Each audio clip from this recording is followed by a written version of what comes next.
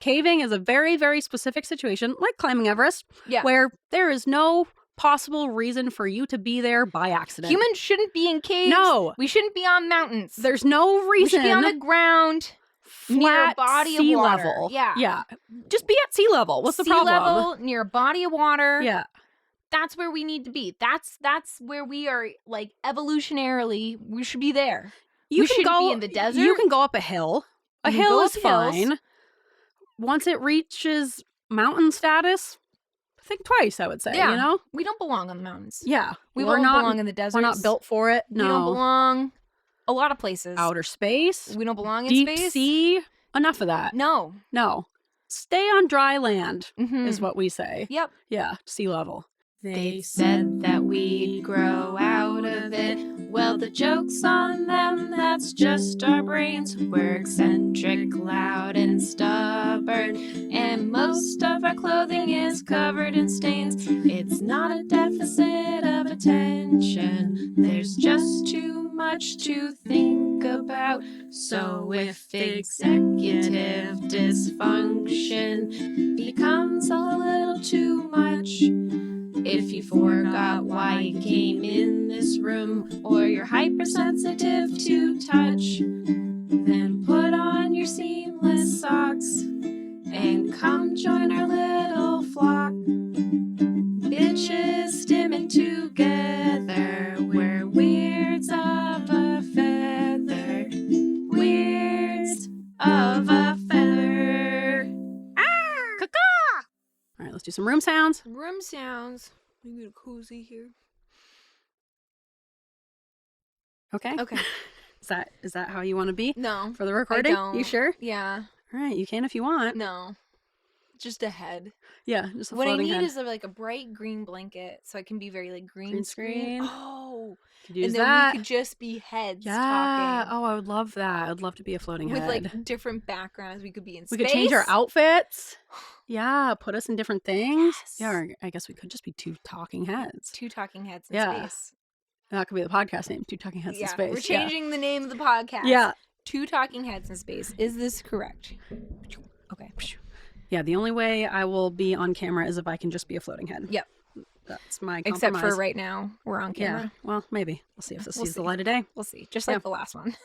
Yeah, you never know what's going to happen with the footage, if it's just going to be kind of for fun. The lost footage. Yeah, Mm-hmm. the never seen footage. Never seen. It's Never. Just us fucking around. Yeah. But that's okay. Yeah. That's what we like to do. Yeah. All right. And with that, should we say welcome to Weirds of a Feather, an AuDHD-Adjacent podcast? I'm your host, Grace Beret. And I'm your host, Kristen Stanhope. And here we are. Here we are. We're doing it. We're doing a Just Sags today. Fun. Yep. But first, before we get into it, I have a warm question for you. Ooh, good. I would like to be warm. Could you be a little bit warmer? I could always be warmer. I just want to be warm. Do you get overheated and claustrophobic? I do get overheated, but I think my tolerance for heat is higher than yours. For sure. Yeah. I do not have much of a distress tolerance for that. Yeah. Like, I would love to just, like, sit and bake in the sun today. See, I like doing that until all of a sudden I'm way too hot. Get me out of the situation immediately and don't talk to me or touch me. So it's kind of a fine line. Yeah. Yeah. That's fair. Like a lizard on a rock. All right. Well, to warm you up like a lizard on a rock, Here. I have a warm question for you. Okay. I don't think I've ever asked you this before. I have it on a list of, we always talk about doing like a standard list of questions that we ask every guest that comes on. And this is one of mine. Okay. Have you ever thrown away a Tupperware or a dish instead of just cleaning it? Yeah. Yeah. Yeah. How many would you say? I knew the answer was going to be yes. So I should have started with how many Tupperware have you I would thrown say away? a good handful. Yeah. Yeah. Sometimes it's just not Sometimes you're worth just it. like, this sat way too long. In way too hot of a space. Right. Yeah. And it totally depends. Is it like a plastic tuppy? That thing's a goner. No. Is it glass? I'll reconsider, but I'll probably throw it away. Yeah. It depends. Yeah. Am I proud of it? No. No. But- No. It's not something to be proud of. No, But no. it's an aspect of life, I would say, for those with ADHD. Yep. Yeah. Yeah. Like, oh. Who among us has not thrown away a Tupperware or two that has been left in the hot went car? on vacation, Mm. came back, opened it up, smelled like death, or you look at it through the side and you're like, it's like wet and you're like, moldy. nah, I'm just gonna leave it. Don't even want to bother. The worst is when it's like, it hasn't quite reached that hazardous material stage, but it's on its way and you don't do anything to stop it. Because every day you look at it, you're like, that's only getting worse. Yeah. But that looks, I don't want to open that. Maybe the future me will have a better solution than this. Maybe. Probably not. And it doesn't. It's just to throw it away. I hate when you're like, I'm going to salvage this. Yep. And halfway through, you're like, you're like gagging. And it's so awful. And you just got like the sprayer on full blast. And you're like, please work, please work. Yeah. Sometimes I'll do it where I'm like, oh, I'm ready to take the trash out. So I'll like... get a big breath and like hold my nose and like you're like dump whacking it against the thing. Yeah, you're like, please, and then like put it right in the dishwasher and start the dishwasher right away, like all without taking a breath. Yeah, it's like a real race against the clock. Yeah, I bet there are people out there who haven't done that before. I guess, right? It's always an option for me. Probably Kylie. Oh. Yeah, it's always an option. She probably for has me. like really nice. And she also doesn't let things sit in her fridge for months. Yeah, you know, like how committed to the? Is it like a tuppy that I got from takeout that I'm trying to reuse? Oh no, toss it immediately. Yeah. Is it someone else's tuppy that I forgot to get back to them that I'm still using? That's a tough one. I just went through that. Yeah. Do I let it sit? Do I buy them new tuppies? Yeah, because I can't give this back. They don't know. They don't even know what's happening here. Yeah. You know, science like, project just happened. Like, of course, I clean it, but cleaning can only do so much. Yeah. Before it's like no amount of Lysol is going to take that away. There was like a whole planet growing in there. New species have evolved. National Geographic is with their cameras. Yeah, there's going to be a new fucking mosquito. Oh, did you get it? No, I don't think so. What are you doing in here? He did some damage though. No, they always come for me. I see you, you motherfucker. Don't. No, that's your computer. Don't. I'll clap him when he gets close enough. I don't want to touch it. No. Oh, did you get it? No. He's still there. I still didn't get him. Yeah, good thing we did the video recording for this one. Isn't this fun? Yeah. Did you get it? A little game. I don't think so, but I don't see him. Went. So maybe he's in hiding. Also, this dog hair has been bothering me. Oh. All right. Now that we've taken care of that. Yeah. All right. Just segs. You warm? I'm warm. Yeah. Let's get into some just segs. Yeah. I haven't done one of these in a little bit. I know. It's been a bit. We always say that. I know. It's always true. Yeah. For some like the just segs, they're easier to write, but you have to think of more stuff, you know? Yeah. So I feel you like think of things. You especially kind of default to more of a research heavy episode because the information's there. Whereas the just segs, the information's up here in your brain. Yeah. It means I have to like use introspection. Yeah. And you'd rather I'd rather not. Yeah. It's the way I was raised. Yeah. I'd rather just that makes sense actually. Hold it in. Yeah. Tuck it right down. Buried down deep. No one needs to see that. Yeah, no one needs to see it. But here we are. We're doing it. We're doing it. Brave. Oh, yeah. Hashtag brave. Brave girls. We are brave girls. Yeah. All right. Since this is a just segs, let's do This Is Who I Am Now. Yeah. You remember the song? I do. Okay. This time it's different. Everything has changed. This is who I am now. This is who I am now.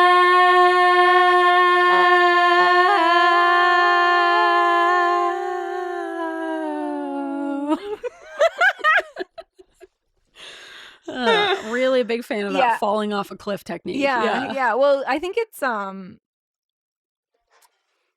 it seems appropriate for what we're going to talk about. Yes. Oh yeah. It is. All right. Well, Kristen. Yeah. You know.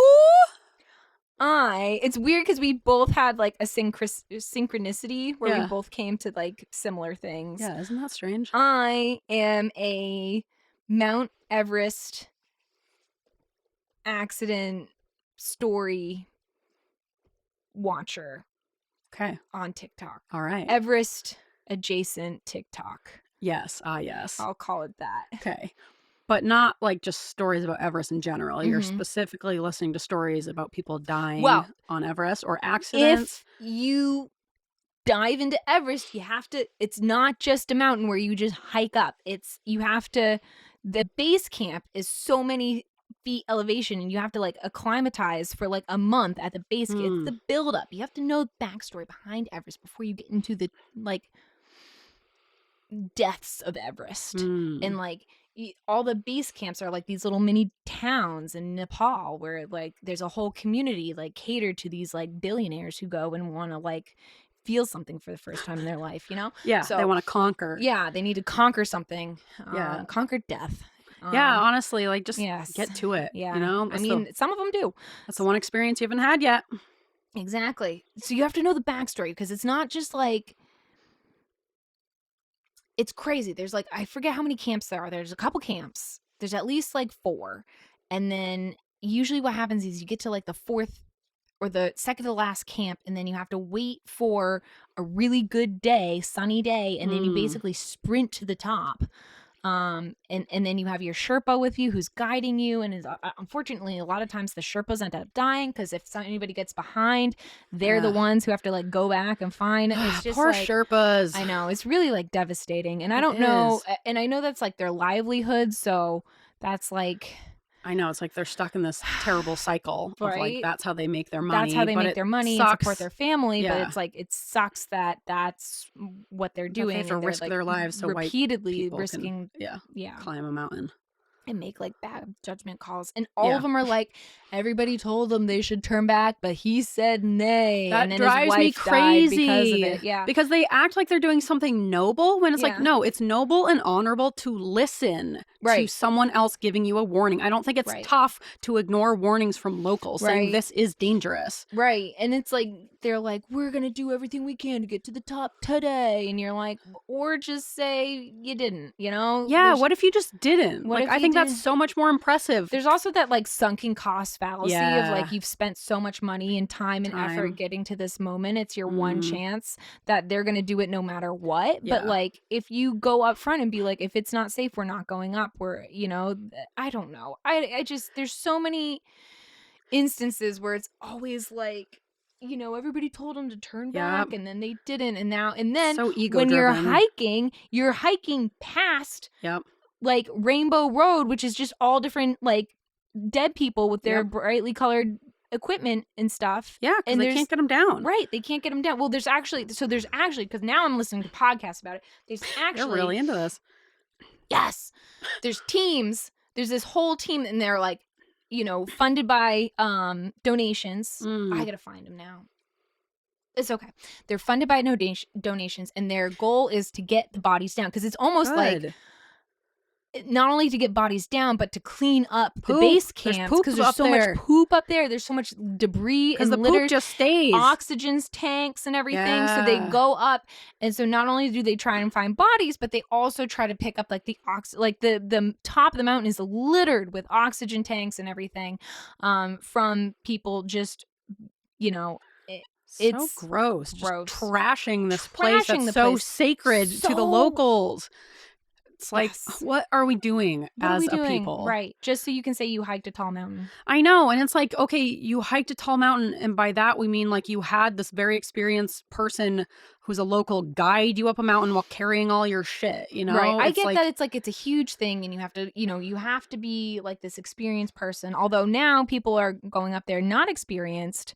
Because if you pay enough, people will take you. That's the thing. If you have the money, you can do whatever. But so there's these like famous people. There's a guy named Green Boots. He has green boots. He's dead. He's been dead for years, and they're like, "That's Green Boots." It's a like, landmark. It's a landmark, which is like crazy to me. Like someone died there, and there's no like, I guess like respect or like. Maybe we should turn back. There's a bunch of dead people on the road. Yeah, like maybe this is a bad sign that there's a dead guy right here. Like it's just wild to me. All these, so I forget what the group is called. There's a couple podcasts about it. I know National Park After Dark is a great podcast. One fantastic podcast. I've cried many times during that podcast. It's just like really well done. And they do a thing on Everest, and there's a couple other podcasts that do things on Everest too, but there's a lot of there's a lot of death up there. Yes. I would find it so much more impressive if I heard someone say I was, you know, 100 feet from the peak of Everest, but the conditions were really dangerous, and I listened to them, and I made the hard decision to turn around. That would be the hardest decision. If you can see the peak and you have to... Like, I get it. Yeah, you're all the way up there. You spend all this time. You spend all this money. I get it. But I think it takes, a really good sense of self and safety and caution and, like, lack of ego to get that close and turn around. I think that's way more impressive. The people who are hiking this, they're the opposite of that. That lack of ego is not lacking. No, they're doing it out of ego because why else would you? Like, I also think it'd be more impressive to go up a slightly less tall mountain and, like, do it on your own, instead of having a Sherpa, like, carry your shit for you. Well, they do. That's how they get, like, acclimatized. There's, like, a bunch of peaks in that area, so they'll do, like, practice hikes. Just do those. Just make those the hike, You don't need to do the tallest. Seems awful. I don't understand it. Yeah, So and you have to, like, camp out in the cold, and you're just cold. Everything about it sounds bad, and it's not even impressive anymore. Like 30 years ago, if you said I climbed Everest, you'd be like, "Oh my god!" But I feel like I'd be impressed if you came to me and you're like, "I just climbed Everest." I'd be like, if someone came to me and said that, I honestly would not be that impressed at this point. Would you? I've seen videos of people climbing Everest. Some of it is just a long line of people as if they're at the grocery store. Like, I get there are treacherous parts, but it's so touristy. Well, it's so touristy, but it's like it's still incredibly dangerous. I know, but it's like, okay, so you had enough money to do that, Like, it just doesn't. That do not impress me much. Because I just think it's like a stupid thing to spend your money on. I think it's so ego driven. Like, oh yeah, sure, it was dangerous and you took a risk. I don't care. I would be impressed much. But I wouldn't. Don't tell me if you've done it because I don't care. I'm not impressed. Gotta be a little impressed. No.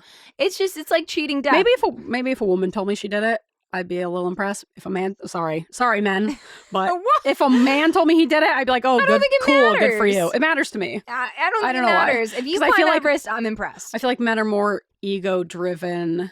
Yeah, but I mean, it's still like a huge feat. I would still be impressed. I don't want to give someone like that more praise than they deserve. I feel like you did it to impress people, and you did it to get this. Maybe this is my PDA autism. It's like I feel like you did this specifically so you could go and tell people that you climbed Everest and have them be like, "Oh my god!" And just for that reason, I don't want to give you that reaction. Because like, fuck you. Who even are you? So the Sherpa has done 500 climbs of Everest. You've only done one while this guy carried your stuff and like guided you. Okay, I want to talk to the Sherpa. I think the Sherpa is a million times. Interview a Sherpa. It's about time we get a Sherpa. Yeah.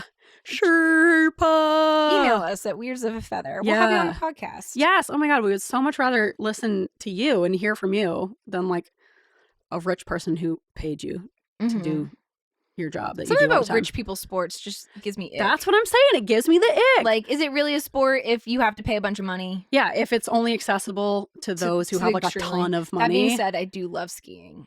Oh yeah, I love skiing. But that is a rich person sport.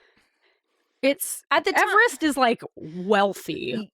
Skiing is like you need to have some money, Everest is like you need to have like you need to be like 100,000 on cash standby.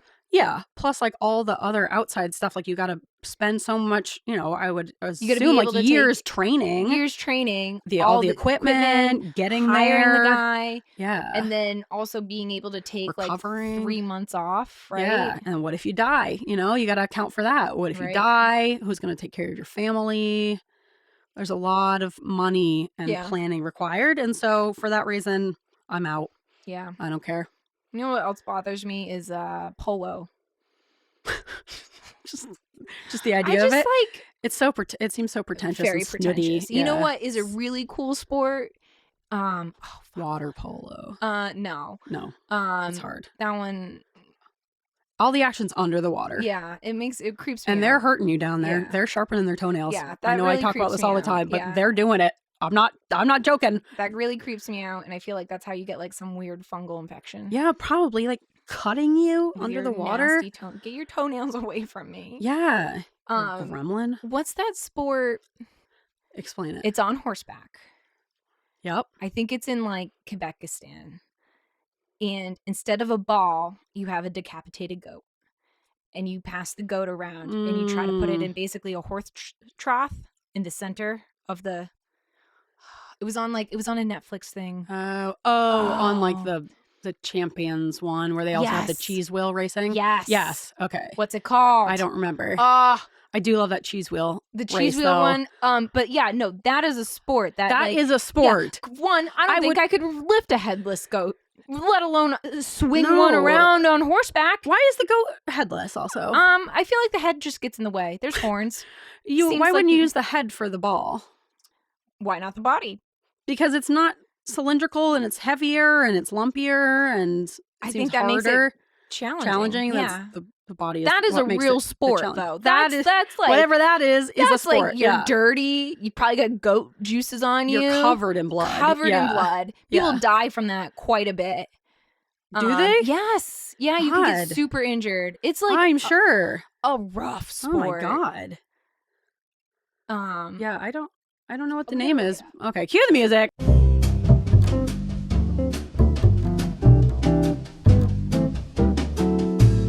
How about that Mayan sport where it's like basketball, but the hoops are super, super high up and you can't use your hands to get it in? I think they play it in The Road to El Dorado. Is that what it is? Afghanistan, not Kazakhstan. Oh my god. It's called Buzkashi.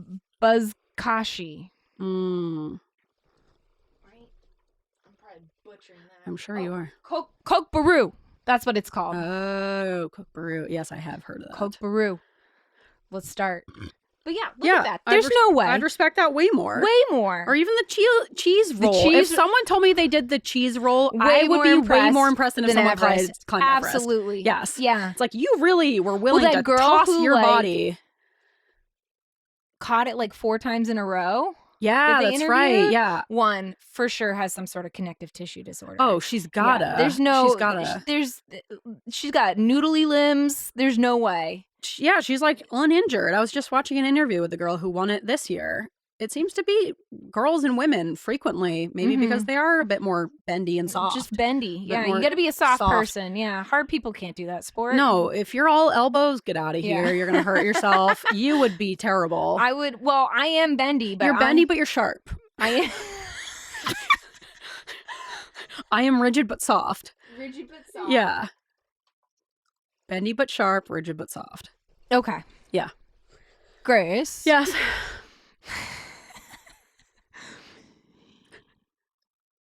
Who are you now?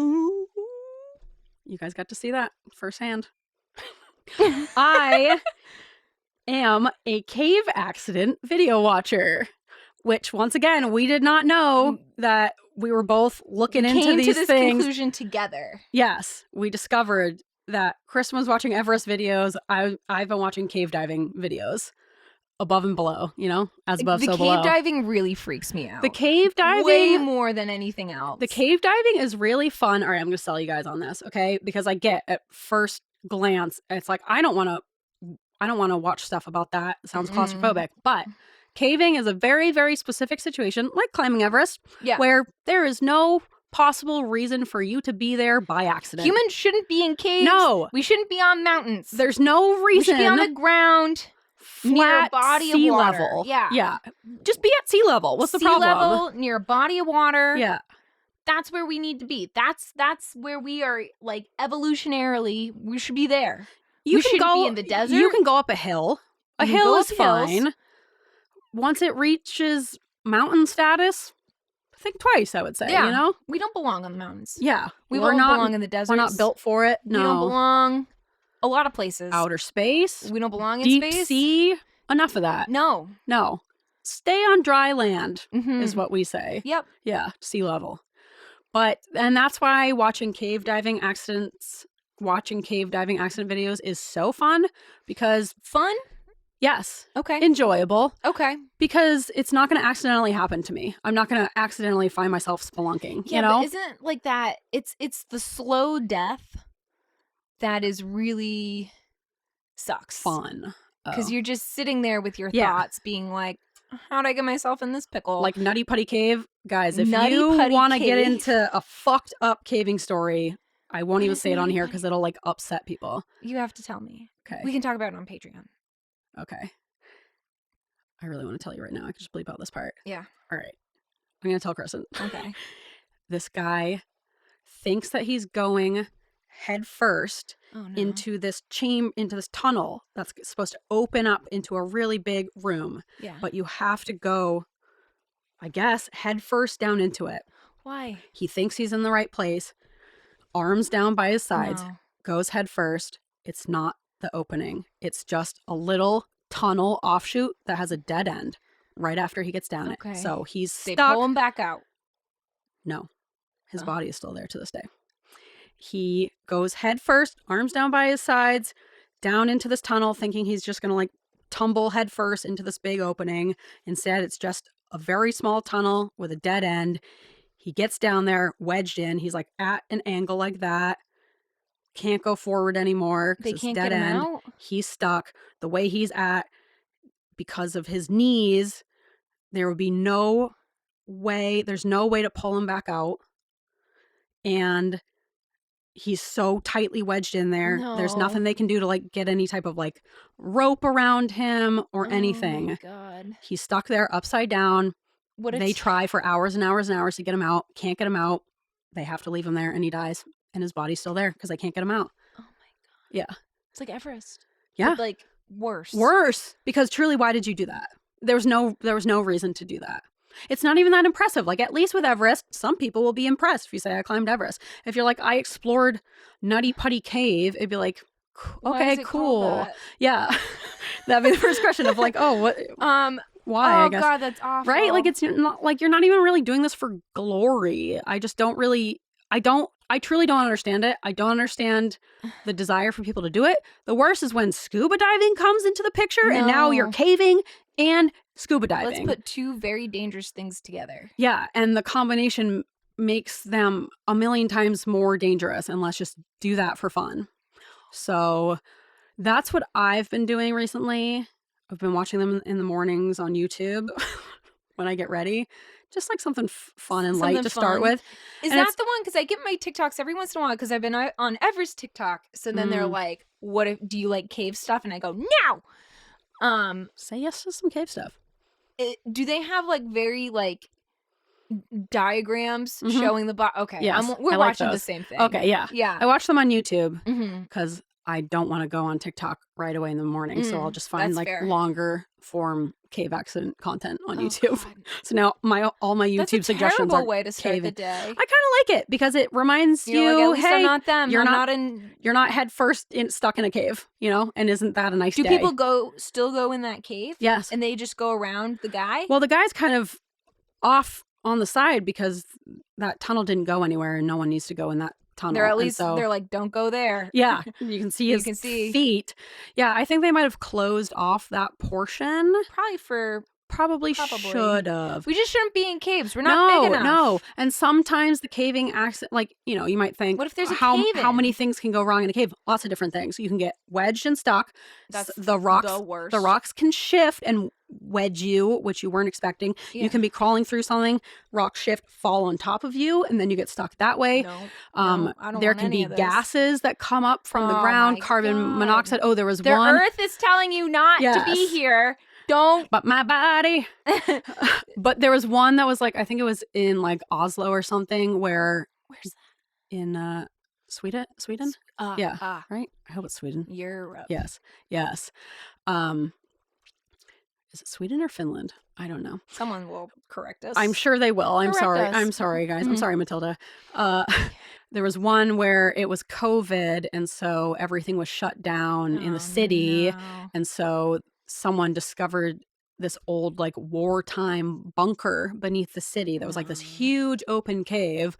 And so they decided to throw a secret rave down there. But the people who gotta have OSHA come in. Yes, make sure. And there was no OSHA. So it was like everything was going well. They decided to use a diesel generator down in this cave. That's a terrible idea. In a little room with the door shut and the vents sealed off. So it couldn't even go up to the surface because they didn't want the sound of the party. They were like so worried about getting caught breaking the COVID rules that they didn't think about the more pressing like safety rules of like, who cares if the people hear the sound upstairs if you're dying by carbon monoxide poisoning?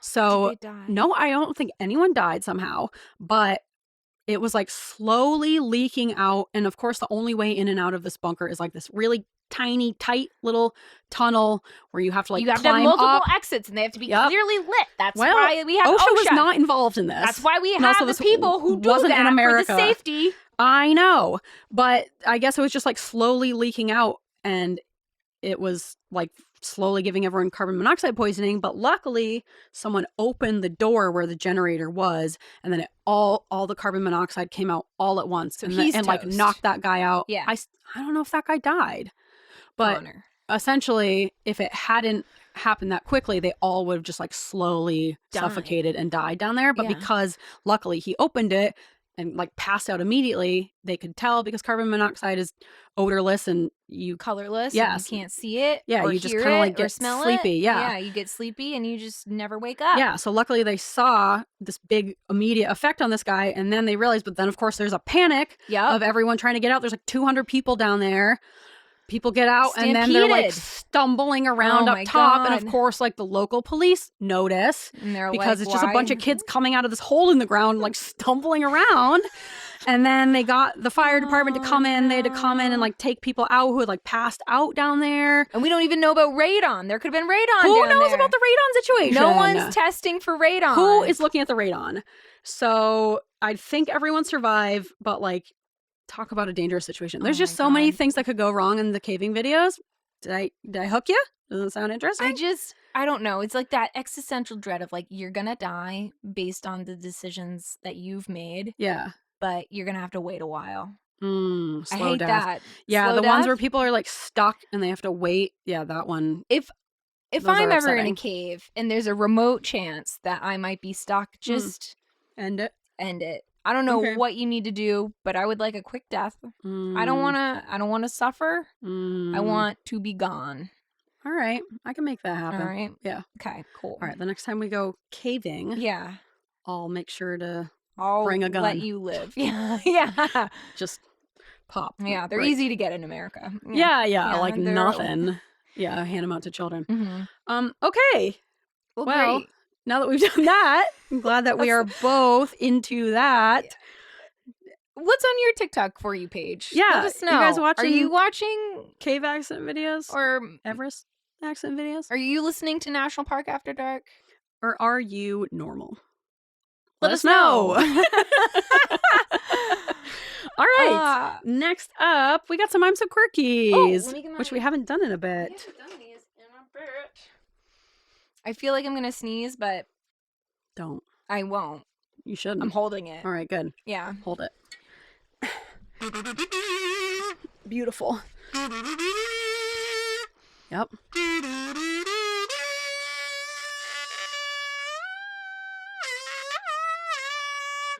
The elusive high E note. Yeah. Nailed it. Yeah. Just like Mariah Carey. I'm ready. All right, I am also ready. Yeah.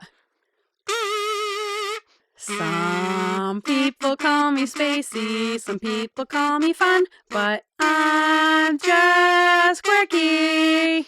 Bloop! Nice. Wonderful. Great. All right, Kristen. Yes. I see you got a lot of like shouting. Yeah, there's a lot of caps. Quirks. Yeah, wow. We got a lot of thoughts there. So I don't even know if that's worked up. I'm not even. I don't think it's reading them. I'm gonna wait for you to cover it. So why don't you share your quirks? Okay. Quirk number 1. Yeah. I was ordering this salad on DoorDash off of Christopher's DoorDash from a local sports bar. It's the best salad I've ever had. I don't know about that. It's so good. It's greens, feta, strawberry, balsamic, red onions. Okay. And like the best like moist steak. And you get like a whole flank I've ever had. All right. But it's from a sports bar, so I used to order it all the time. Turns out it's $30. Oh my God. Christopher's like, oh, salad again? Great. I was like, yeah, I really like that Save salad. us some money, yeah. Yeah, I bet you do. The full 30, steak on top. Yeah, it's 30. I didn't even think about it. He's like, yeah, it's a whole fucking steak. So yeah, $30. Imagine how much a steak dinner costs. It's that plus a salad. It's so good. So I don't order it anymore. I feel bad. Shoot. Yeah. Well, unless it's like a special occasion. My special occasion. You splurge on the So salad. literally at a sports bar called Legends down the street from us. $30. That does seem steep for a sports bar salad. It's so good. The best. It's worth the $30. Like the best steak I've had in quite a long time. Yeah.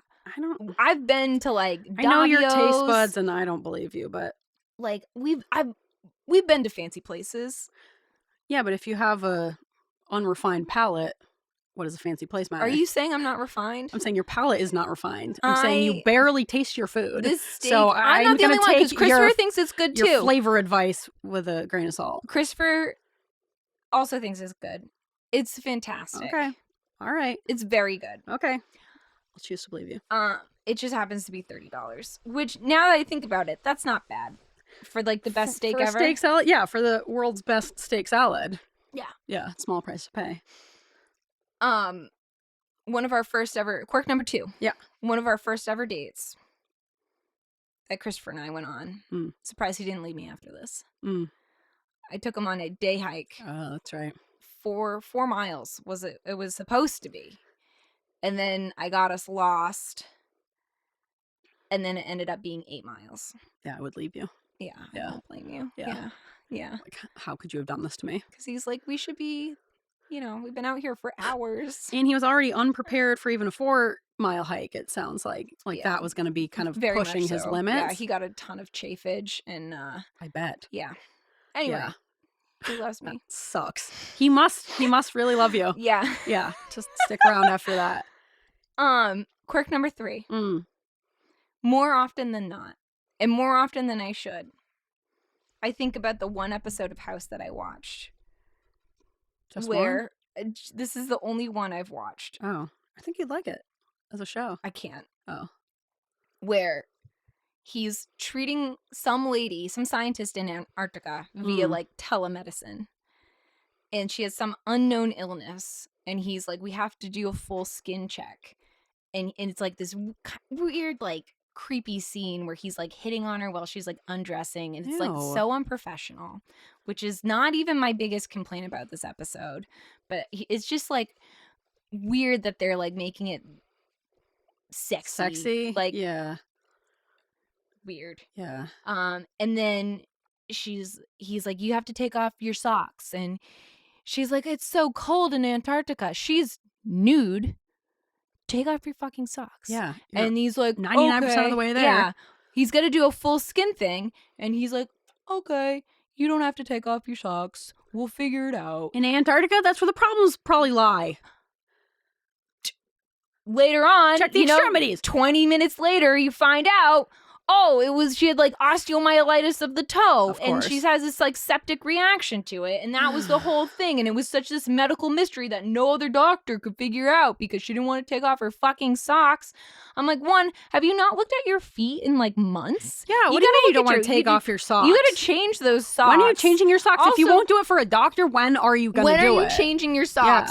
Yeah. And also, House is supposed to be this like world's greatest doctor. You can't even do a full skin assessment. Yeah, as if he's going to be like, well, that's physical. I don't want you to be cold. Looking at her butt and her boobs, you can't look at her feet for just a hot second. You know? If her vagina isn't cold, why the feet? Why do you have to keep the socks on? Yes, but no underwear? Take them off. Yeah, and it's like this whole medical mystery of like, what could she have done? And no one's checking the feet. Like.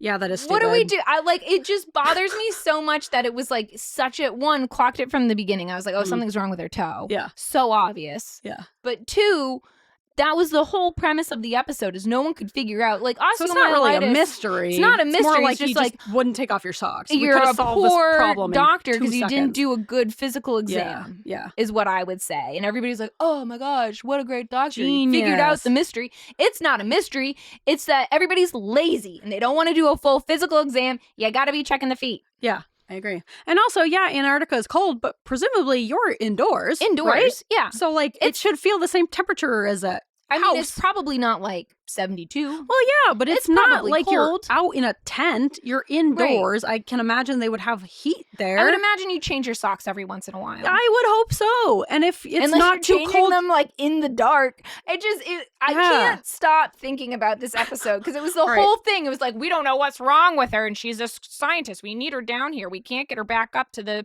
States because of X, Y, and Z. And you have to solve this medical mystery. It's not a medical mystery. You just didn't check all of her skin. Yeah, you're supposed to do a full skin assessment. I feel like they really phoned that one in because normally, like every other house episode is like it's some lupus. Crazy thing, or it's lupus, but it's like some crazy thing that there's no way they could have possibly solved this without remembering some crazy thing. Right, but that's just like you just didn't check her all the way. Right, and the cure is to check her all the way. Yeah, the answer is just look. Right. Yeah. Look at the feet. Also, I wonder, I don't remember. I think I shut it off after because I was like, of course. Yeah, I guess you shouldn't watch the show. This is why I don't watch medical shows. But I don't know what happened. But I wonder, did they cut off the toe? Because that's one of the treatments. Or did they give her a bunch of antibiotics? They probably went with the antibiotics because I don't know. I'm like, she deserved her toe to get cut off. Because she wouldn't take her socks off. No, House deserves to get his toe cut off. Yeah. I just, they're like, oh, he figured it out. I'm like, anyone could have figured that out if they just did a thorough phisical exam. And House has such a gruff demeanor. I can't imagine him accepting that. It was such an odd scene. Like, oh, okay, yeah, you don't need to take your socks off. I'm having you stripped down naked and looking at every inch of your skin. Yeah, bend over. Socks, though, no, nothing ever goes wrong with the feet. Nothing's wrong with the feet. It couldn't be the feet. Seems very frequently like it is the feet or lupus. It was so odd. It was such an odd scene. Like, I can't watch House anyway because I think it's like, I know that's supposed to be his character is supposed to be this gruff doctor, but like so inappropriate with all people, would be fired in an instant. Like, yeah, but he's just so smart, Kristen. Doesn't no matter. one else would have thought to take off the socks. Oh, the socks. Oh my God. Oh, but it's so cold in Antarctica. You can't possibly be expected to take off your socks. Anyway, it's too cold. You're I think really about it daily. Worked up about that one House episode. Someone else has seen this episode. And there's so many other things wrong. Like, it was so like weirdly sexual. Like, why? This is like a patient doctor thing. And it's like now turned this weird turn. And through the whole episode, there's like tension. And you're like, ugh. It really just freaked me out. I hated it. Yeah, I don't like the normalization of like doctors hitting on their patients. Right. And it was really obvious that it was going to be like a foot issue because they made like a big deal about her not taking off the socks. Yeah, I bet like your medical knowledge plus your autistic pattern recognition makes medical shows a tough watch for you. Yeah. Of like you're predicting exactly what it is and what's going to happen and you're mad about it. I've been told to watch The Pit. I think I fell into the pit. I have not seen The Pit yet. I would say just don't. No reason for you to watch medical dramas. I hate the emergency department. I try to stay out of it. I don't like the chaos. It's too much. I'm in surgery for a reason. Yeah. I don't belong in the emergency department. I think a lot of people with ADHD do. Oh, yeah. Yeah, I think it's great I think some people thrive. Especially if you're pure ADHD, no autism, and you just are looking for that adrenaline and you're looking to like go with the flow. I think a lot of people do well there. And a lot of people live there, and they should live there. I could see AuDHDers, like some more ADHD-leaning AuDHDers, thinking they would like that because you just want to do surgery. You want the excitement, That's but what surgery is then for. You're all out of sorts. You have no routine. Yes. Yeah. Yeah. And also burnout city in the emergency department. Yeah, seriously. Yeah. Anyway. Yeah. Grace. Yeah. What are your quirks? What are my quirks? Okay. At 34 years old, almost 35. I know. It's coming up. I know, right around the corner. Ooh, exciting. I still ride my grocery shopping cart through the parking lot every single chance I get. Anytime I'm leaving a grocery store. Are you worried about getting hit? No. I look out for the cars first. What grocery store are you going to? Any of them. Hannaford, Shaw's, others. I'm worried. I got head on a swivel. You don't know. Shaw's, how many people are going to Shaw's at any given time? I always look out. The parking lots are always like very empty. You gotta come to There's not a car in sight. You gotta come to the LA Shaw's. I don't go to the LA Shaw's. The LA Shaw's is bumping. It's full of people. Well, ours is not. The little dinky ones that I go to are pretty empty. You live in like an established area with like a Market Basket and a Whole Foods. Yeah, a lot of people go to Market Basket. Yeah. Are you doing that at Market Shaw's Basket? No, because the parking lot's always way too busy. Right. That's what I'm saying. I That's know. how our Shaw's is. And I'm telling you, I'm not just doing it willy-nilly. I've been doing this my entire life. I've been riding shopping carts. Your ankles. You're going to get clipped. Shut the fuck up. Shut up. Stop worrying about me. Just let me have my fun. I'm looking out for things before I go. Ankles. You know that I longboard, right? Like I actively ride on a little board going down a hill. I think I'll be okay on a shopping cart. I think I'll manage. My ankles will be okay. If you're going to worry about me doing anything, it should be the longboarding, honestly. That's dangerous. That is dangerous. And sometimes I get wobbling and it's a miracle I don't fall. So if you want to worry about me, worry about my longboarding. Right. I'll worry about both. Shopping carts is like riding on roller skates. It's nothing, easy peasy. But yeah, it's just like a fun little thrill. And sometimes you can really get it going fast. And it sucks when it's like got one crooked wheel. Yeah. You got a bummed wheel. You got to bail off before you hit a parked car. But when you get a nice straight one, you got a good little decline. Oh man, nothing like it. It just feels so free. Some people climb Everest. You do the shopping cart. Ride a shopping cart, and it's free to do it. So I highly recommend it. That's fair. Yeah. All right, quirk number 2. Yeah. Also at 34 years old, I still do not know how to operate a coffee maker, and I don't intend to learn. I can teach you.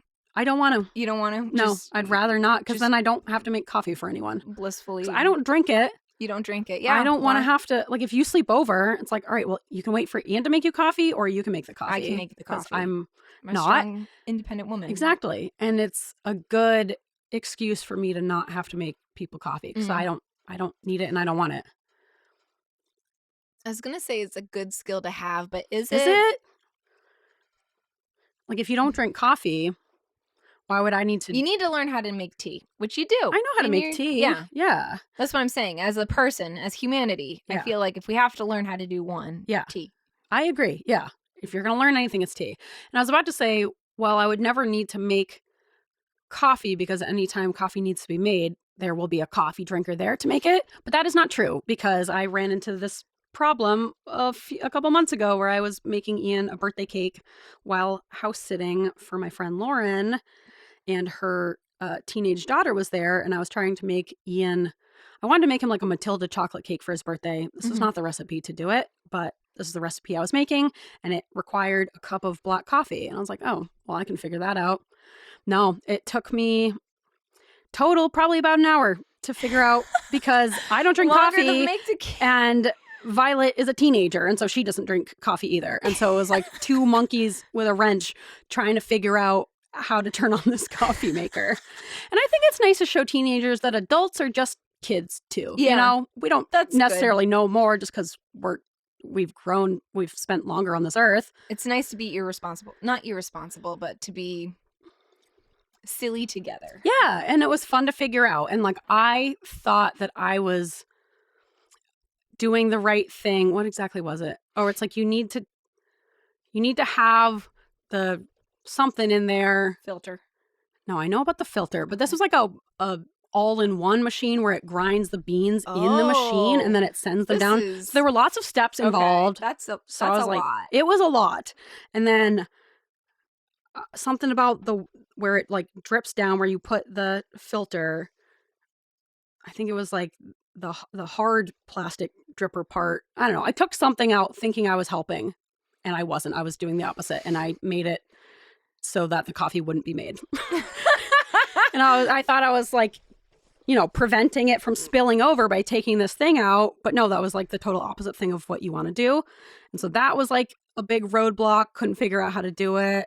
So I finally got the beans to grind, but then it like wasn't dripping. And so it was like got caught on multiple snags. So we got there eventually. It did take an incredibly long time.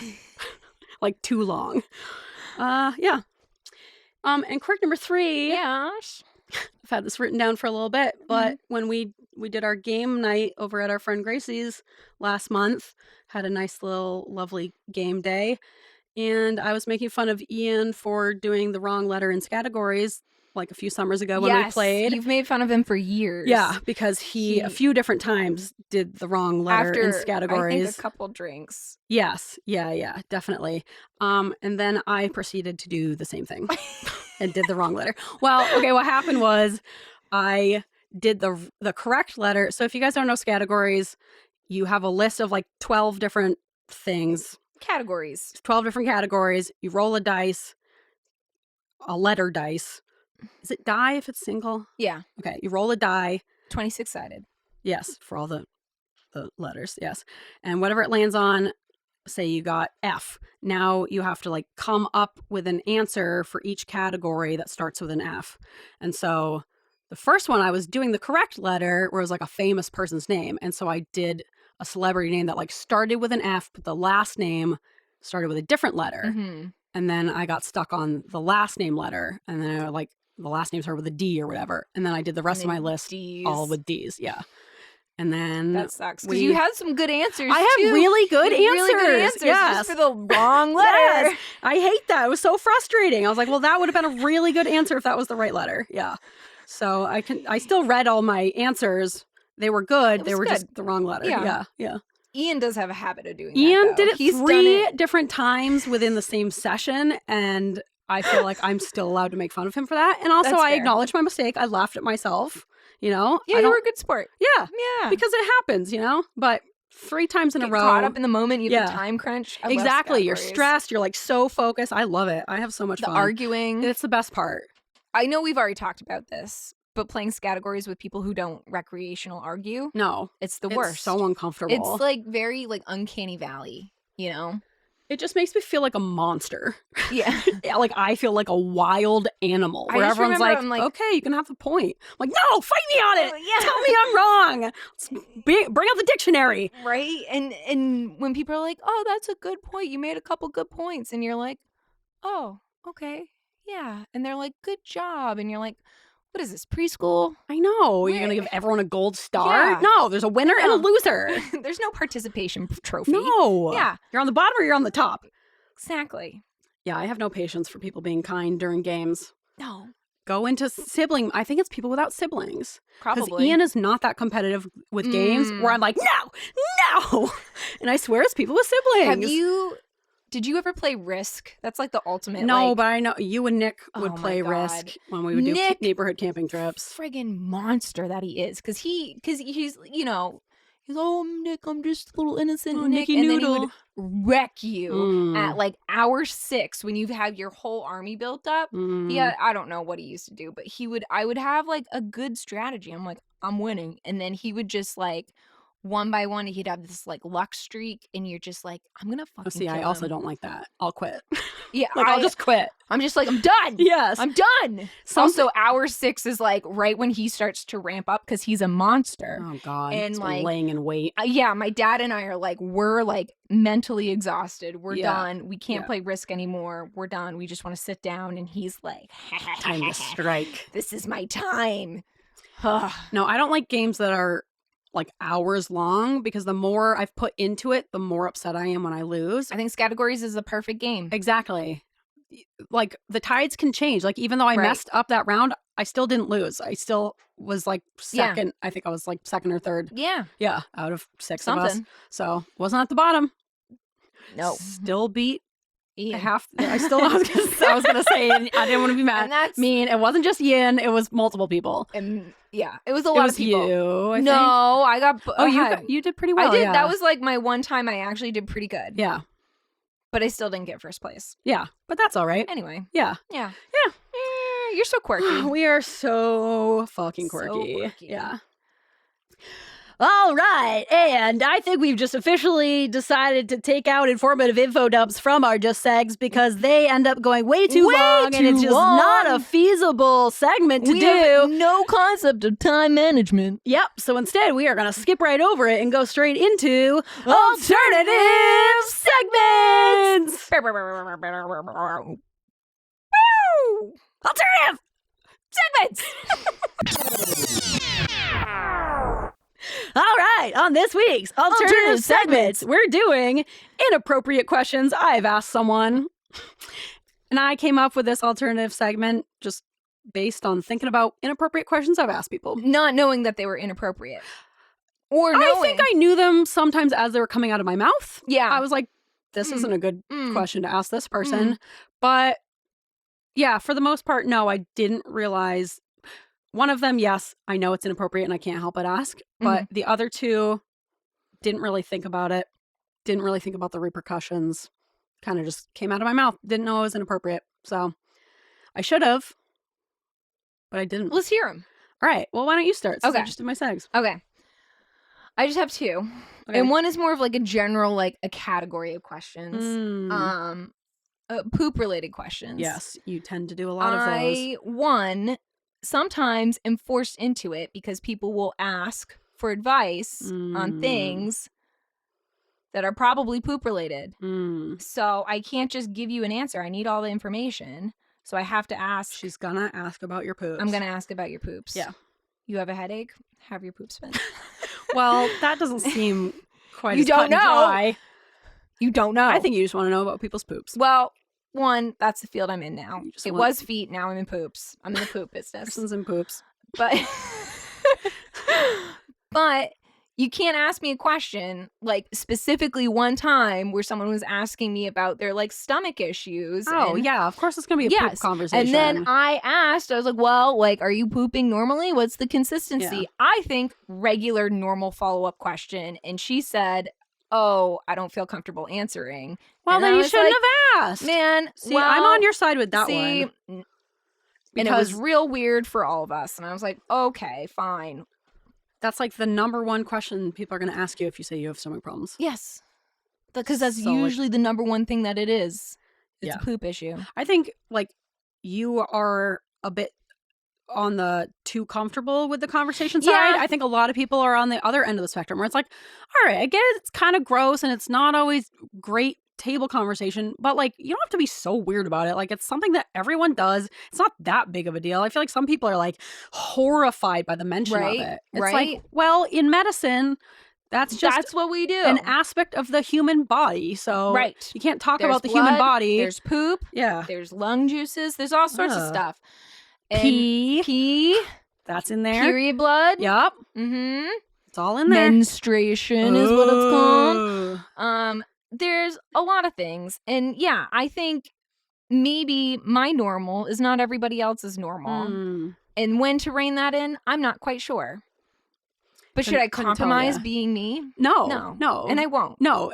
It's you won't. You will not. Because I won't know what's appropriate because I don't. No. I think it varies from person to person. I think some people think any questions about your poop or any conversations about poop are immediately inappropriate, no matter the context, which I don't agree with. Yeah. So it's hard to know. Sometimes you just have to how have much of a stickler this person is. Yeah. Yeah. Yeah. Exactly. Real poop prude. You're being a real poop prude. You're being a real poop prude. I'm gonna use that next time. Someone poop prude. Yeah. Yeah. Don't be a poop prude. Yeah. Yeah. It's a normal thing. Yeah. Everybody has trouble with bowel movements. Yeah. And we should talk about it more. I agree. And everybody should get a colonoscopy. Okay. Yeah. I'll move on. All right. One of mine, I asked someone, first time I'm meeting her, in front of a group of everyone. This is when I first got to grad school in my new grad program. There were like 14 of us. Oh, no. We were all we weren't in the classroom. The teacher wasn't there. This was more of like a social thing, but we were all kind of like going around, getting to know each other. One of the girls, Alyssa, who ended up being one of my close friends, but we were not friends at the time. She was telling everyone that she had just broken up with her like longtime boyfriend and moved to Vermont on her own to go to grad school. Oh, jeez. So I asked her in front of everyone, why'd you guys break up? Don't know her. That's not a question you need the answer of. Like, what were you hoping to hear? It's gonna be a sad story for her. Yeah. She and her boyfriend broke up. It was messy. Yeah. I don't want to get into the details. It's really personal. Yeah. It was devastating. He cheated on me and it was devastating. Yeah. Like, I'll never get a piece of my soul back that he took. Yeah, exactly. I can't believe I wasted the last 8 years on that piece of shit. Like, what kind of answer was I hoping for? Unless it was like, I am women empowerment. I left him and I am better off. Like, it was. Yeah, I don't need no man. Yeah. And that would be the only like acceptable answer in that scenario, because everything else is just going to be sad and a bummer and like personal. So like, why would I ask that? That was one where after I asked it, I said, nope, that wasn't appropriate, to myself, of course. Especially once she was like, I don't really feel comfortable talking about it. It's like, of course you don't. Why would you? Why would you? Because this is a social setting and I don't know you and you don't know me. You're me. meeting all these students for the first time. Yeah, and so I'm like asking her to tell the entire grad school class of like why you and your partner split up. So maybe not the best icebreaker. No. Yeah. No. Yeah. All right, what's your next one? Okay, my next one is I'm going to set the scene. All right. You're in surgery. Yep. With a surgeon who you're not super familiar with. Okay. Oh, it's the pillow. Why does it look like my shirt is like I have really high shoulders? Yeah, okay. It's almost shoulder pads. Yeah. You keep using. I wear layers of them. Yeah. You're bringing the style back. You know it.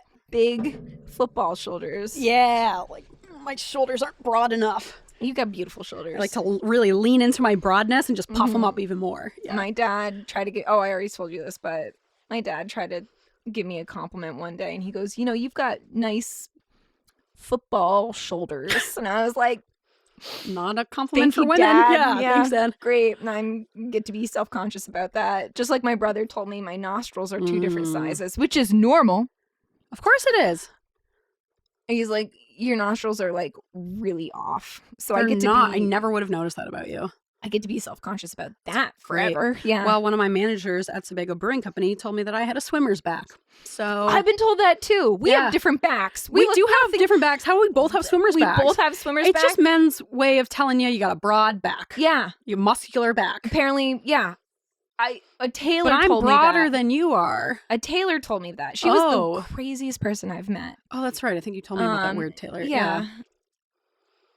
I think it's weirder coming from your male manager at the restaurant where you work than it is from a woman who's like fitting you for clothes. In what world were you? I guess if I was a swimmer, I would be like, thank you. But even if if we're like at a swim meet, even if I was a swimmer, I'd be like, no, thank you. Yeah, no need to comment on my body. That. Don't tell me I have a swimmer's back. I don't care if I'm at the Olympics. Yeah. Well, maybe if I'm at the Olympics and you're like, you have a swimmer's back, which is good because you're a swimmer, I'd be like, okay. Don't just, no. I would say in every other context outside of swimming, don't tell a woman she has a swimmer's back. Yeah, don't tell anybody they have a swimmer's back. There's no like good way to take that. I think men might take it as a compliment. You got a swimmer's back? Yeah, like you got a strong looking, like Michael Phelps has a nice big broad muscular back. Maybe. I think compliment for men. I'm going to go home tonight. Not great for women. I'm going to tell Christopher he has a swimmer's back. See what he thinks. Yeah, I'll report back. It'll be funny because like he doesn't.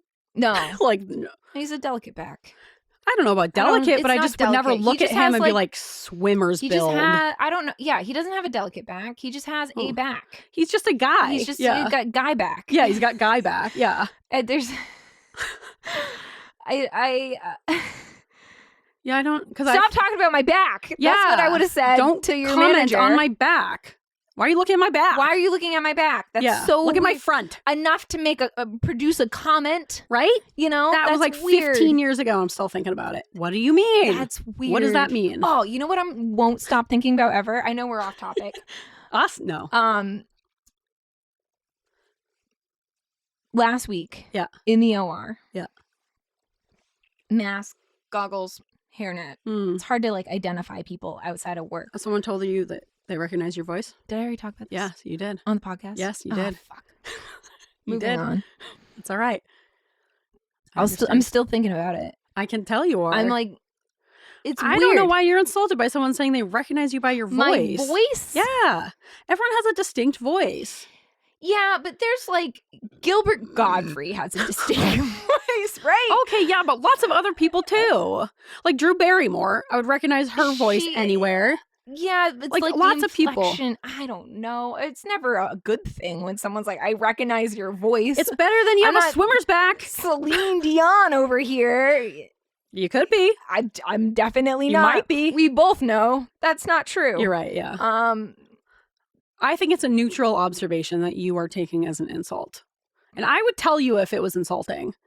Like saying you got a swimmer's back. I don't like that. I don't like that either. If someone said they recognized me by my voice, I'd be like, okay, yeah, it's one thing I can't change. It's a trait I have. I would say you could change your voice. You could. I took voice in grad school, and that is an aspect of being a voice speech therapist. There are people who work with like trans people who help to lower or raise their voice depending on how they're transitioning. That's a job. So I could give you speech lessons to raise or lower your voice. Yeah, I want 2 voices. All right, you can have 2 voices at the same time, if possible. Okay. All right. I'll see what I can. Call me the lady with 2 voices. Ah, yes. Quite a name you could make for yourself. I'll see what I can do. Okay. Yeah.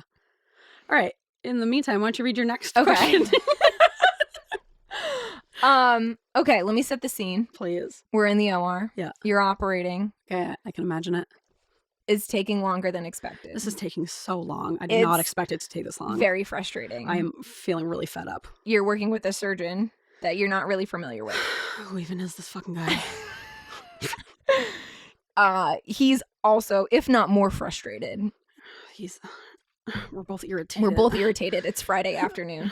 I gotta get out. My kid's got a soccer game. Okay. And then I asked, Yep. Are we even making any progress? Which is not... You shut the fuck up. The worst thing you could ask. Yeah, it's not great. And he literally stopped and looked at me. He goes, "What did you just say?" I go, I just wondering what our progress was looking like. And he's like, "Not great. It is what it is. It is not looking good." Yeah. So it's a real "are we there yet" moment. Didn't really go well. Like dad's upset and in traffic. I don't even know, why would I say that? I don't know. Because what information were you hoping to gain? I don't know. It's gonna take as long as it takes. Anything would be better than being in that room. Yeah. The tech, I got laughed at. Yeah, it was not good. No, and that's one of those where it leaves your mouth and you're like, oop. Didn't need to ask that. Nope. No reason for that. No. Yep. Mm-hmm. Love those. Turns out we weren't making progress. And we were going to be there so for frustrated. Several more hours. Yeah. So I'm sure that was a fun rest of surgery. Yep. Yeah. Yeah. It's good to operate in silence. Yeah, that's always nice. Anyway, what's your last one? Well, I got 2 more. Oh, you got 2 more. All right. 1, this was a mistake. Oh. Okay, so I don't know if I've told this on the podcast. I think I have, where I'm missing my 2 teeth next to my big ones. I don't know. I don't know. Maybe. I've known. Yeah, I have, because I think I told on the podcast, I said on the podcast that my friend Tori thought I had no teeth. Oh, that's right. She thought all my teeth were fake. Yeah. And no, just 2. And we were friends for years, and then I made some comment about my 2 fake teeth. And then she was like, "Oh, I thought you had all fake teeth." I'm like, "What do you mean? You thought I had dentures this whole time?" No, it's just the whole time. The whole time. It's just the 2 next to my 2 big teeth. I was born without them. It's actually like the most common. Yeah, your dad has it. Yeah, I got it from my dad. It's genetic. It's like the most common tooth and now you have problem implants. you can have. I do have implants, guys. I got implants. Big honkers. Big white honkers. No, I had the baby teeth there, but there were no adult teeth underneath, and my dad had the same thing, and it's like very common. I've seen like lots of people that have it. A lot of people have it. Yeah, like I've talked when I worked at the Sea Dogs. I remember there was some girl who came up and she had like the teeth on the retainer, which is like part of the process. They have to make the space for the teeth, but then it's not time to do the implants yet, so you have to get this fucking retainer that has 2 fake teeth on it, which was always so shameful to have to like decide about lunch at school. Do I just eat with my retainer in, or do I take my teeth out in front of all my peers at 17 years old? Talk about teeth trauma. I remember thinking, I'm like, why does this have to be a big deal? Just take the fucking retainer out. Would you? Would you take your teeth out in front of your teenage peers? As someone who apparently is not like empathetic, apparently, I was just like, making this a big deal. It's just teeth. It was really a traumatizing time for me. I would think about it at 17 all the time. Yeah, I would have been in pieces. It's like the peak of embarrassment. I also had braces twice, so I was like, yes, I've been through this. Yeah. But you were a kid at least. Yeah. It's hard to be the only first grader with braces. Yeah, but first graders are dumb, and a lot of them think braces are cool, because I did. I you wanted really? braces and I wanted glasses. Which I've heard from a lot of people. Really? It's like you just want something to make you special, you know? You want something that's like different. So it's also like very much like an older kid thing. Yeah, exactly. So I think maybe you should have felt special about having braces at first grade. I did flick my elastics at people. Exactly. Yeah. So whereas in high school it's just embarrassing. But anyways, okay, so I'm missing those teeth. I know that a lot of people also just genetically are born without those teeth. And Ian and I were out in Oregon and we were at a dispensary and the guy serving us did not have those teeth. And so I asked him, "Oh, were you born without those teeth?" And he said no. So he had lost them for some other reason. And he didn't share the story. So I can't. And he looked like maybe he had a bit of a history with like some harder drugs. So I'm guessing it was drug related by the way he did not respond well. He did not seem psyched that I was asking him that. He didn't like that I was drawing attention to it, because why would you?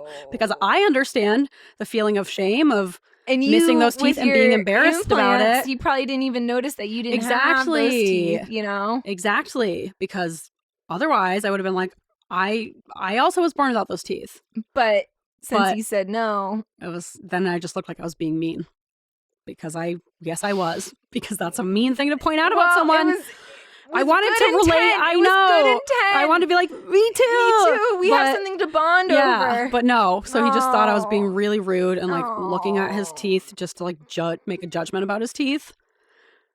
I hate that was a tough one. That one like still haunts me to this day. Maybe that's almost a pizza secret. And my last one, and this is the one where I say I know it's inappropriate, but I don't care enough to stop. Have you ever wondered if you're autistic? Or have you ever wondered if your husband is autistic? Is a big one. You know, there's some tism in there. A lot of husbands are autistic. Yeah, and I usually try to save that one for when I'm like more comfortable with them, or we've talked about a lot of like autism-esque traits, and I'm trying to like get them there.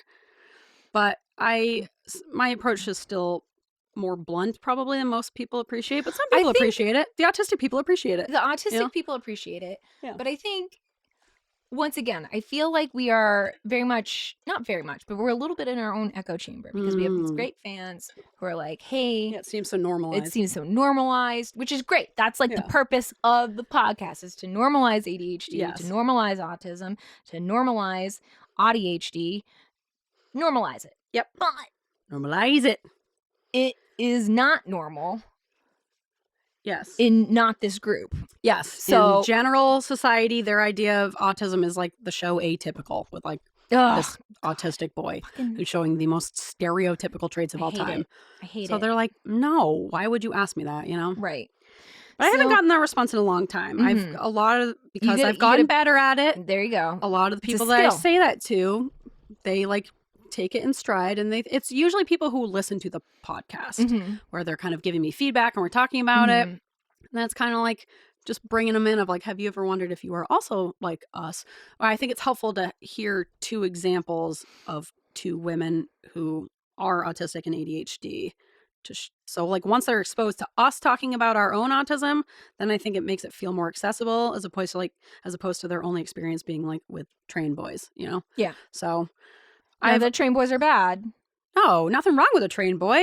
I love a trained boy, you know? That guy who wears, I know I always talk about him, the guy who wears the thing on his head who loves trains so much. It's got like the bug eye type lens. Fish eye. Bug eye. But he like films his own face. And he gets so excited. He knows every single model train. He goes out to watch them go by. He's having the time of his life.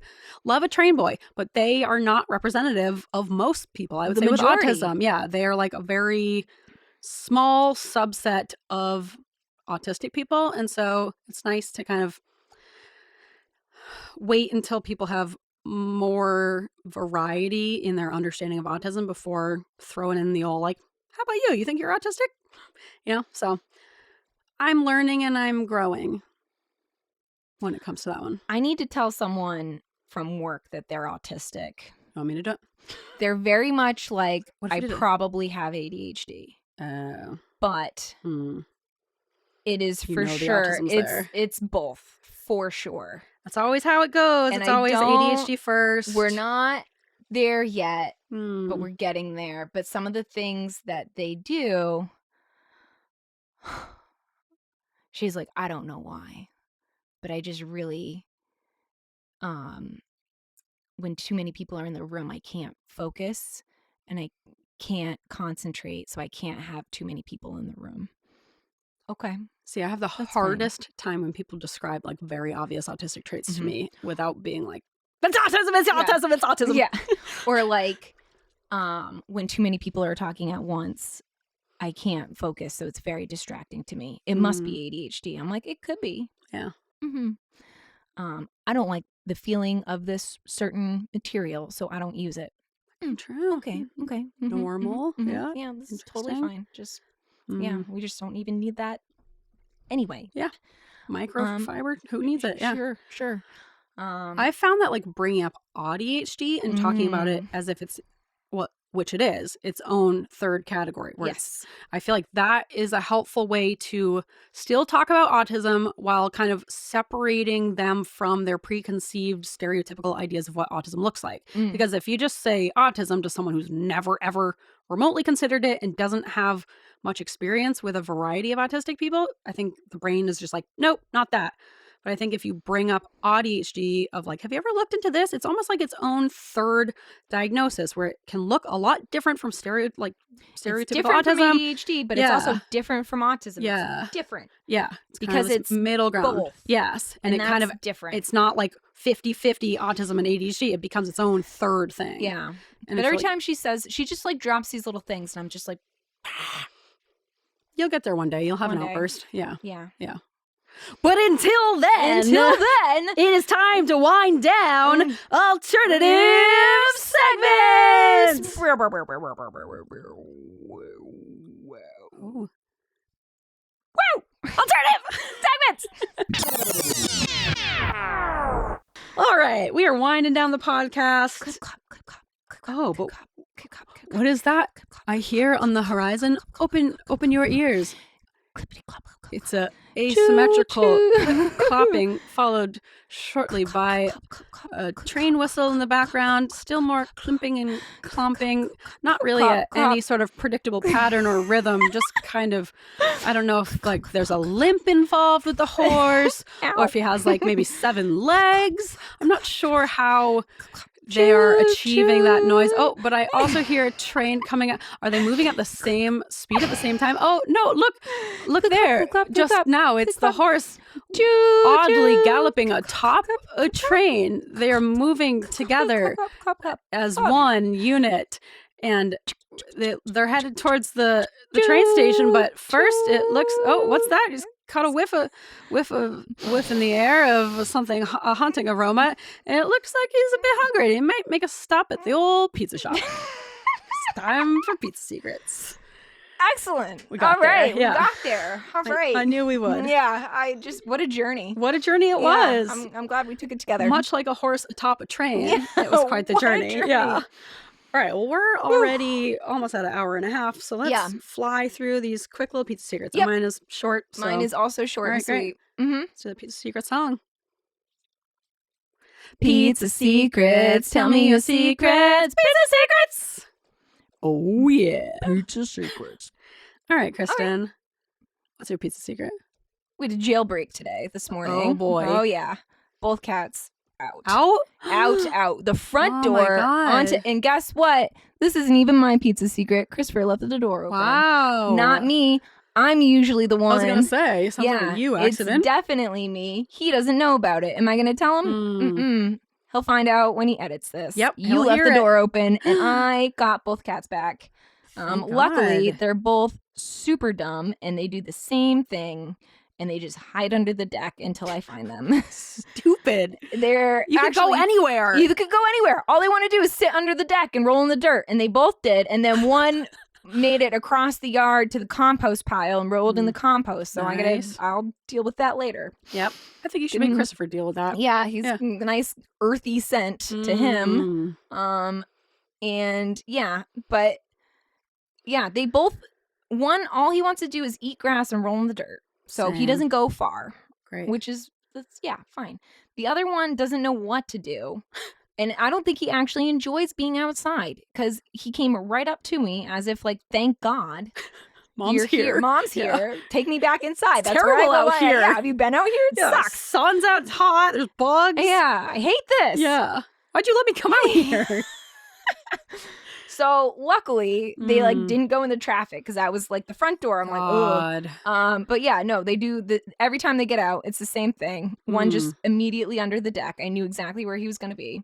And then the other one, I was like, where are you? And he's like, get me out of here. Yeah. Great hiding. Yeah. You need one of those like outdoor cat pods where they can like be outside. They have a whole breezeway. That's full true. of I guess the windows. breezeway is the same thing. And we open up the windows but is and there there's dirt? a scream. There's no dirt. dirt. They're trying to get that fresh ground. Unreal. They're so spoiled. Yeah. Christopher also wants a catio. Catio. That's what it is. And I'm like, they have a whole house. They have a breezeway. They have a cat wheel. They have an automatic cat box. They have all the things. Maybe get them a little pile of dirt for inside dirt. That's what the cat box is for. It's basically sand. They just want to roll in the sand. But yeah.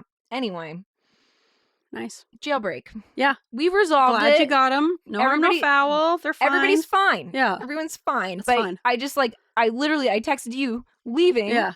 And then I walk out into the breezeway and there's the door wide open. And I'm like, Was it from the night before? Oh, no. Had he left for work? He left for work. Okay. And it probably wasn't because Boo knows how to open doors. Little bastard. Anyway. All right. Here's the sugar. Great. Yeah. Short and sweet. Yeah, short and sweet. We're fine. It's fine. You're fine. It's fine. Everyone's indoors and fine. Everybody's inside. Yep. And just fine. All right. My pizza secret is called jam in the microwave. Oh. Yeah. I have a feeling. Yes. I know. Yes. You convinced me to tell this one. Yes. Well, okay. The reason I didn't want to tell this one is because the person whose home it is about is my friend Lauren's, who listens to this podcast. You also had the coffee maker. Yes. That was also the house where I struggled with the coffee maker. So she already knows of my incompetence. So why not pile on? Yeah. Add more there you to go. the catalog. Yeah. It'll be fine. I was house sitting a different time for her. She and her husband live in this incredible, beautiful house. Gorgeous. So out of my own price point. Feasibility. That's a good word. Yeah. I don't think that's a real word. No, it is a real word. Yeah, feasibility. Okay. Yeah. It's just not a house where I should be We don't belong there. Into. Yeah. We're not those people. Let alone stay there alone. Yeah. Yeah, be responsible for it. It's a beautiful, incredible house. Everything they own is very expensive. Once again, very, very different from my own situation and my own home. I have a heating pad that I put in the microwave every morning. It's like one of those bean ones that you heat up, but it's got like this belt. It's got these ties on it where you tie not the belt. Not the belt, where you tie it around your waist. First of all, this is not sponsored. I don't even know a brand, but check them out if you are someone who gets cramps or someone who has like lower back pain. It is the best. I do it every single morning. Throw it in the microwave for 3 minutes. Tie it around you. You get a nice cozy little like heating pad on you. It's wonderful for cramps. But I put the heating pad in, and as I close the door, it's like a really fancy microwave too, of course. I close the door, one of the belt ties, and they're like thick. They're like cloth ones, not just like a string. They're like thick cloth ties. One of the ties was hanging out of the door. So I let the time run, go to open it. Can't get the door open because it's like this fancy one. It has like an auto lock. I think it has some kind of like child lock component where you have to press this button to unlock it. You don't want to microwave the children. No, God forbid the children get into the microwave. So it's like the special button to unlock it. It couldn't quite unlatch because the belt was wedged in the door and the door couldn't close enough to like push in and then unclip, but it also couldn't be yanked open. I was like, fuck. What is wrong with me? I'm so fucking stupid. I tried. Couldn't get it out. I was like, obviously trying to be careful with this very expensive microwave, but I was trying to find the fine line of tugging, but not tugging so much I was breaking it. I stupidly, and this would have been the worst plan, I was like, maybe I'll take it apart. I'll take the door off of the that's hinges, when I was like... Which is so stupid because that's when you started... microwaves. Well, I think you texted us the picture, like, what screwdriver do I use to take this apart? And I go, because the screws... How did we get here? The screws aren't easily taken out for a reason. Yep. They're not just regular screws. Yeah, because we were dealing with like microwave radiation. Yeah, so there's like a specific way it needs to be put together. You thought you struggled quite a bit. I struggled quite a bit. Luckily, texted some friends of, what do I do in this scenario? Help me, because I think Ian was still asleep or something. Yeah. And also, I like really wanted my heating pad, and it was stuck in the microwave, and that was almost the worst part of it, you know? My heating pad! Yeah, like need to get to it. And so... Luckily, you texted me and Gracie. Yes. And I was like, yeah, take the door off. Yeah, yeah. And then I was laughing at it. Yeah. And Christopher's like, what are you laughing at? And I was like, oh, Grace is just going to try and take a door off a microwave. I don't know. And he's like, no, the radiation. I go, yeah, it's not even hers. And he's like, give me the phone. And I was like, all right. And Christopher saved the day by coming up with literally the easiest solution possible. It's one of those things where you jump straight into crisis. Let's break it. You're like, well, I gotta crack into this thing. But the simple solution was to slide the tie closest to the opening, because it was like wedged in closer to the hinges. So obviously it's going to be more of a wedge, like more of a cute angle. Yes. So he was like, what if you just slid it as far away from the hinge as possible, closest to the opening of the door? Did that, popped right open. 1 second.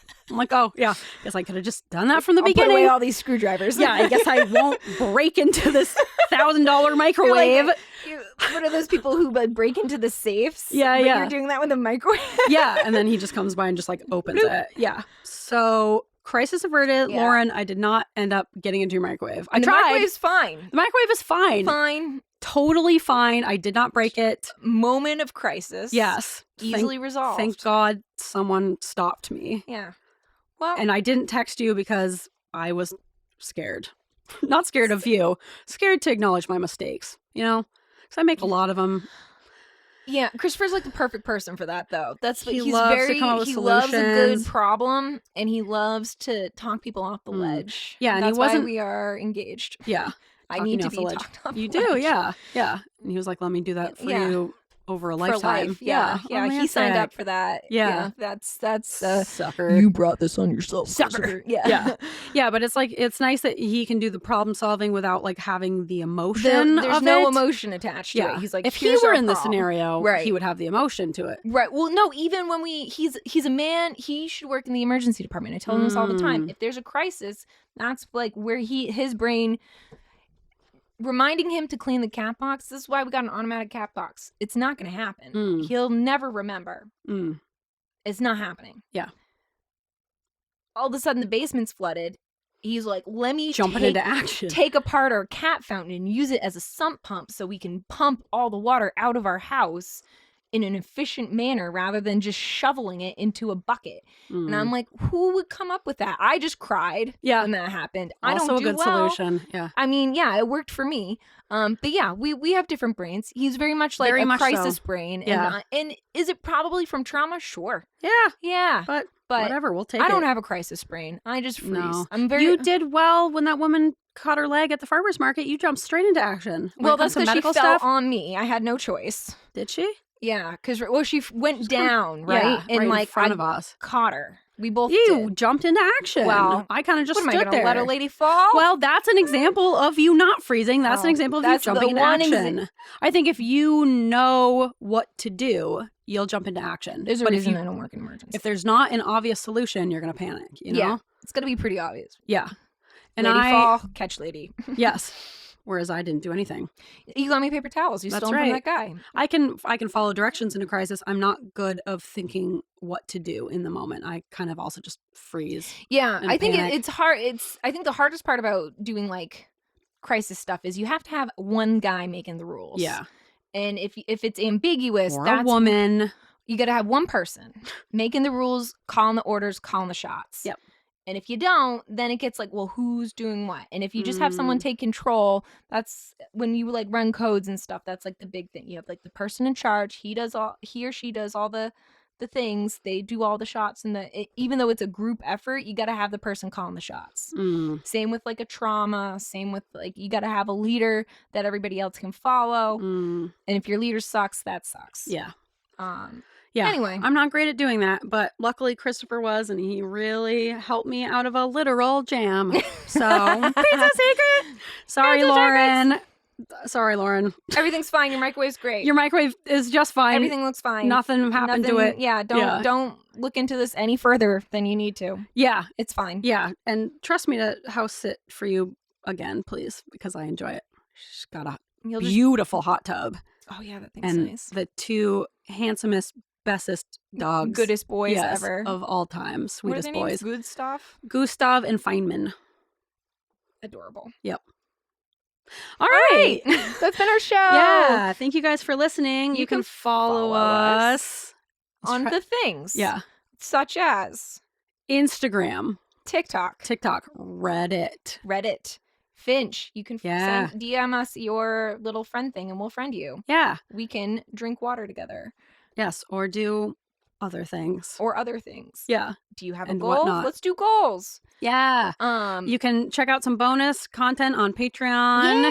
Yeah. You can email us if you have any of your own segs. You got any pizza secrets you want us to share? You want inappropriate questions you have asked someone? I'll make Please a poll. Let us know. Yeah. Help me deal with my shame. Yeah. By making me feel like I'm not alone. Yeah. Yeah. Don't let us be alone. Yeah. Share your shame. Please share your shame with us. Yeah. And it's a new segment. Share your shame. Yeah, I like that. Yeah. Yeah. What's something you're really shameful about? It's good to like get it out, you know? Yeah. Don't hold it in. Yeah. You know? Release it. Someone did post a good pizza secret in the Reddit group. It wasn't so much like a fun one to read as like a genuine like I am ashamed I did this. And it was kind of similar to something I also did years and years ago that I also felt like this isn't even funny to like laugh about. This is just like I feel shame about this. Yeah. And that's what Reddit's for. Exactly. And I responded to them and shared my own shameful. It wasn't like terrible, but it was just one of those things where I'm like, I can't believe I fucking did that. And so I commented back and shared my own shame. You guys can go read about it there if you want. But it genuinely made me feel better. Yeah. Because I've held that inside my heart for years and years and years. And it's popping a pimple. Seeing them comment it first, my first thought was like, ooh, like it made me feel bad. It made me feel like I don't know if I would have shared that. But then I was like, oh, I'm not going to judge them because I also have a similar story. And if they were brave enough to do it, why can't I? And so then I wrote my own. And I was like, you know what? That felt a lot better. Yeah. That's what pizza secrets are this about. This is real. We're changing lives. Yes. Here. One embarrassing story at a time. We're doing it. Yeah. So let us know yours. Get some shame off your chest because it's legit and it feels good. And you guys know where to find us and know on all the things. What to do and all the things. And yeah. So thanks for listening and we will see you next time. You scared me. Good. What was the one we... Boom, boom, boom. Except I think this is going to come out first. So ignore that. Okay. Nice. Good one. All right, see ya. Bye.